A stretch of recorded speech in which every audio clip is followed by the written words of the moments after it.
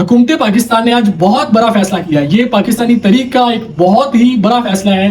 हुकूमत पाकिस्तान ने जो तमाम फोन्स की रिकॉर्डिंग है उसको एजेंसीज को अलाउ कर दिया है कि वो टेप रिकॉर्डिंग कर सकती हैं।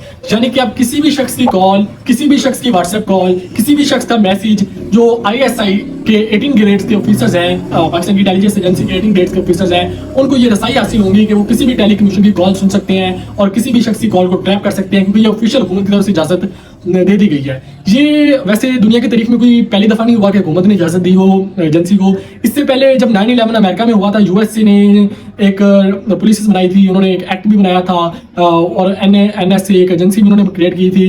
तो तब तो उन्होंने ये जो टेप रिकॉर्डिंग्स हैं और इंडिविजुअल्स की रिकॉर्डिंग्स और आम लोगों की रिकॉर्डिंग्स तब गवर्नमेंट और एजेंसीज को CIA को दे दिया था कि वो रिकॉर्डिंग्स कर सकती है लोगों की, क्योंकि वो टेररिज्म एक बहुत बड़ा थ्रेट था USA को। 9/11 इतना बड़ा वाकया हुआ था।